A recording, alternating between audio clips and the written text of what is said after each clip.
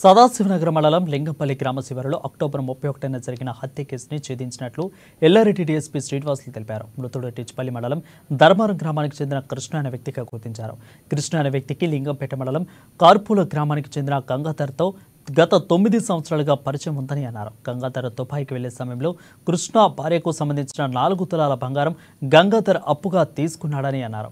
ఇక కృష్ణను హత్య చేస్తే బంగారం తిరిగి ఇవ్వాల్సిన అవసరం ఉండదనే దురుద్దేశంతో కృష్ణను హత్య చేయాలని భావించాడని చెప్పారు. కృష్ణకి మద్యం తాగించిన గంగాధర్ సదాశివనగరం మండలం లింగంపేట గ్రామ శివారులో డంపింగ్ యార్డ్ వద్ద మల విసర్జనకు వెళ్లిన కృష్ణని వెనుక నుండి బండరాయితో తలపై బలంగా కొట్టడంతో అక్కడికక్కడే మృతి చెందినట్లు తెలిపారు. మృతుని దగ్గర ఉన్నటువంటి సెల్ ఫోన్ తీసుకున్నాడు. తర్వాత అంటే ఏ ఆధారాలు ఉండకుండా అతను ఫస్ట్ చనిపోయిన వ్యక్తి గుర్తుపట్టద్దు, ఇవాళ పోలీసు వాళ్ళు కూడా గుర్తుపట్టకుండా ఉండడం కోసము దాన్ని మొత్తం ముఖం అంతా కూడా డ్యామేజ్ చేయడం జరిగింది.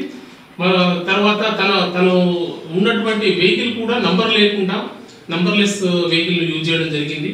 తర్వాత హెల్మెట్ ను యూజ్ చేశాడు. ప్రతి దగ్గర కూడా ఇక్కడ కామారెడ్డి నుంచి బయలుదేరి తాడ్వాయి మీదుగా కరడుపల్లి మీదుగా ఈ విధంగా జనగామ ఆ విధంగా లింగంపల్లికి వచ్చిండు కదా, అప్పుడు కూడా పూర్తిగా హెల్మెట్ అంటే రాత్రి సుమారు 8:48 సమయంలో కూడా హెల్మెట్ ధరించే ఉన్నాడు.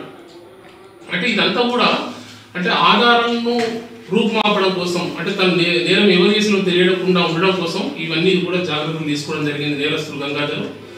అయితే ఎట్టకేలకు సాంకేతిక ఆధారాలను అదేవిధంగా సీసీ కెమెరా యొక్క ఫుటేజెస్ను బేస్ చేసుకొని తర్వాత ఇవన్నీ ఇతన్ని అక్యూజ్ను ఈరోజు ఉదయం అతని ఊర్లో నేటివ్ ప్లేస్ కొర్కోల్లో అతను ఇక్కడ నుంచి అంటే ఇది పేపర్లలో టీవీలలో ఇదంతా వచ్చింది, తనే నా కోసమే ఇంటి దగ్గర కూడా వెతుకుతున్నారు, ఊర్లోకి వస్తున్నారు పోలీసు వాళ్ళని తెలుసుకున్నటువంటి అతను వాళ్ళ ఏదైతే పాస్పోర్టు జేబులో పెట్టుకొని ఇండియన్ పాస్పోర్ట్ను దాని దగ్గర పెట్టుకొని అతను వెళ్ళడం కోసం ప్రయత్నిస్తున్నప్పుడు ఈరోజు సిఐ గారు, ఎస్ఐ గారు వీళ్ళ బృందం అంతా కూడా